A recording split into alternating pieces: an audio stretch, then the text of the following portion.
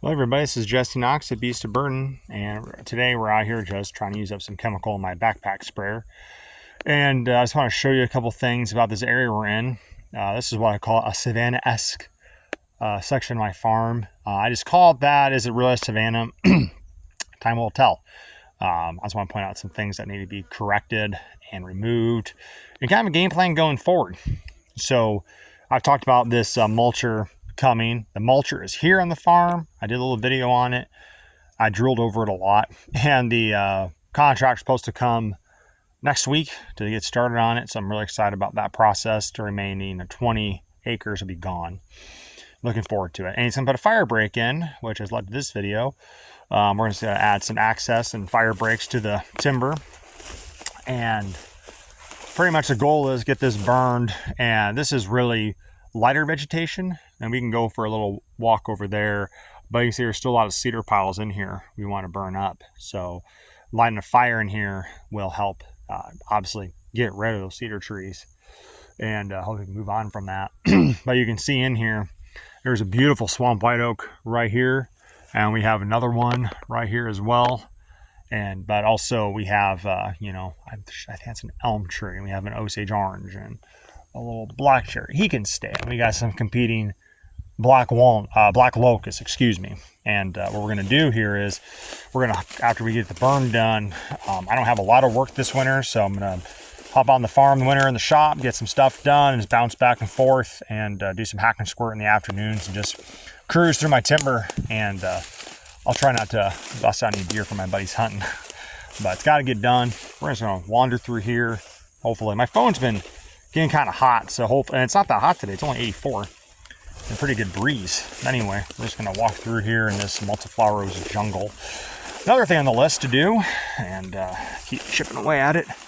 That's what I'm looking forward to, is the burn, setting back the rows and coming back in here with probably a backpack sprayer of a 3 to 5% rate of Roundup to help smoke it, and that will reduce a lot of herbicide presence and impact, because the yikes, the plant will be smaller, to be really set back. Ouch, God. How's raspberry? I know the raspberries are worse than multifloras, but they're native, so I guess they'll stay. Hang on one sec, guys. Okay, we're out of that nonsense. You didn't hear me cussing all that time. But another beautiful swamp white oak in here. Got a lot of natives. I know that it's false bone set. That's it. A lot of false bone set. Got a lot of bergamot back in here, black-eyed Susan, goldenrod, of course. All kinds of wonderful plant species back in here, and I'm just so tickled to death after here. A lot of bigger's lice. This little, or agrimony, that's what it's called, agrimony. Really obnoxious little twerp, but hopefully the fire might set that back too. We'll just see what happens with that.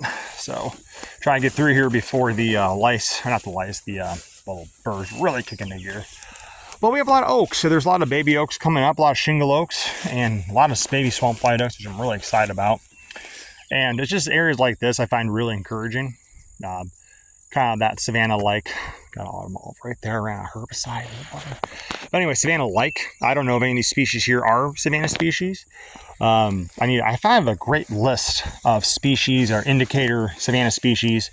The list was made in the 70s, but I think it still holds true to this day. And I'm pretty sure flaming sumac and black-eyed Susan and bergamot are on the list. These soils are not savanna-like soils. I believe it was Munsquick, just a medium draining soil, timber soil, which is fine with me because we have a lot of wonderful oaks taking place of the cedar trees. But time will tell as we burn and reduce the shade tolerant species and remove crap like this honeysuckle. We can just encourage more and more wonderful biodiversity. Get rid of that black locust over there as well, reduce the elm trees. We can just encourage better overall habitat. If anyone's wondering, these are just oak trees that were really hindered by the cedar trees. They were dependent on the growth of the cedar tree, and the best way to handle it is just cut it flush and let it regrow and hope for the best. So unfortunately, just several years of it being oppressed by cedar trees, trying to find that sunlight. And once it gets that sunlight, and canopy's huge, but the trunk's really weak, so you take that support away, just falls over. So you gotta start over with it. But you know, it'll be fine. It'll, you know, regrow. Has full sunlight. It'll do really good.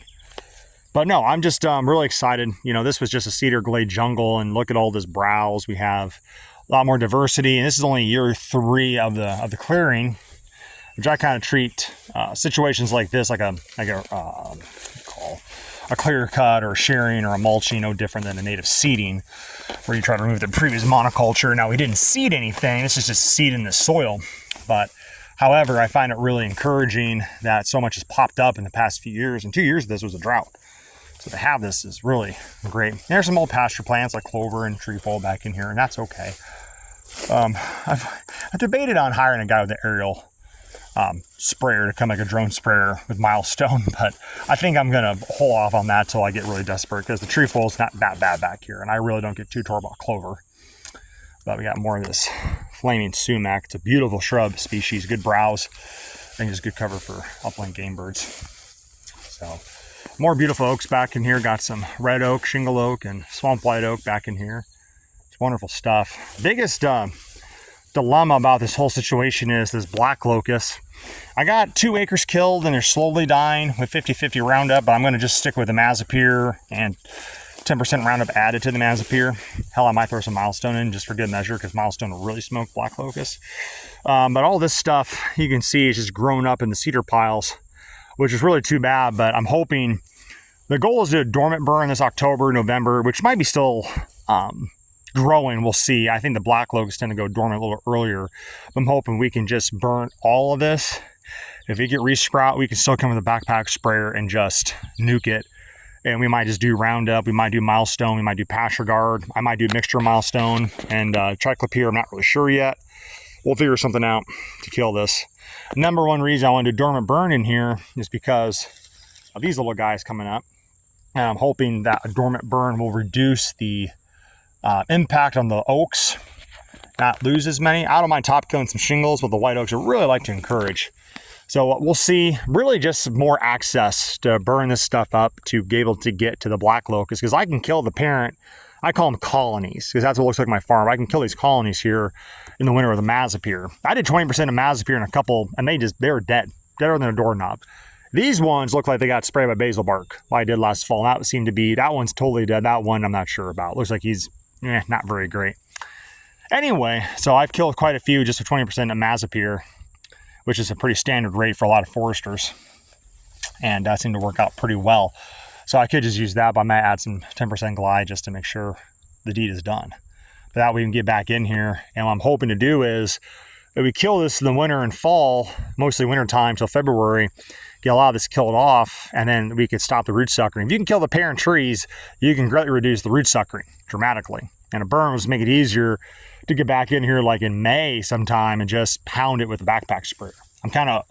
My father-in-law, who's a farmer who I work for, may not appreciate this, but I hope we have a kind of a wetter May so I can get in here with the backpack sprayer and just give it hell. You know, we've killed a lot. This used to be a little bit worse. I think we just sprayed some of this a little bit ago. Anyway, so it's just, step by step is what's going to take to get this stuff under control. And, mainly just to encourage that early successional habitat, better fawning, better turkey habitat, better quail habitat, woodcock habitat, all of the above. And it's really due for a burn because the vegetation is getting pretty thick. It's going to be hard for turkey poults to walk through here. Let me pause the video and we're getting some grassy areas that popped up in the past couple years. Not a grassy area, but I just want to film this beautiful swamp white oak. There's some cedars here that the contractor, I wouldn't say missed, he probably just couldn't get to them. We might hack these with some Mazapir later this winter just to take them out. So let's walk through here. See, like there's this, they call it Keller's grass. There's through here. There's like this cattail-like grass. I'm not quite sure what it is coming up. My seed gap says sedges, bulrushes, and cattails. I'm like, why is there so much wetter stuff in here? But I just love how this is turning out. We got bergamot, we got coneflower coming up, we got goldenrod, we got mountain mint, we got flaming sumac. It's just wonderful, wonderful, wonderful. Baby oaks coming up. My phone's getting kind of warm again, so I might have to call it quits. Let's just walk through here and just kind of take in all the oaks. Get these cedars out, this will really pop up. But man, guys, this is what I call Savanesque. Is it a savanna? Looks like it. I think fire will be the biggest determining factor if that is or not. And this is the best part of the whole zone. Pretty much this area up here, clear down that area we just came from, is the best oak zone. The rest is really gonna be interesting. A lot of mulberries, a lot of Osage orange to attract or to address, but this gives me a lot of hope. There's a lot of younger oaks coming up. I don't see as many invasives in here. And I'm just looking forward to the future of this farm. I just want every nook and cranny not to be like spotless, but just to be the most productive sections possible for wildlife. And it goes beyond hunting. It's just we're looking for future oak production. We're looking for just everything, you know, native habitat future. There's that grass I was talking about. Some kind of wetland grass, which we're not really in a wetland, which is really weird. We have had a Biden's flower. I didn't name it that way, by the way, but it's another flower that ducks really like, but I don't know why it was up here for a long time. It was beautiful red. It was all deer food. This is all good cover for turkeys. Black eyed Susan. Anyway, you get the point. Just really, really cool. Look at that multiflora rose bush back over there. God dang. That's why I like fire, because it can reduce that, top kill it, and then you come back and finish it off with pasture guard, or triclopyr, or Roundup, or hell, use Grazon if you want to. I wouldn't advocate for that, but it's 2,4-D be kind of strong, but do a lot. So anyway, well guys, I'm gonna call it quits here. Just want to show you. I'm really excited. This is what, you know, well, I'm excited to give you guys show the burn this fall, and just can't wait to see what's gonna be like. Get rid of this black locust and do a good burn. We should be in really good shape.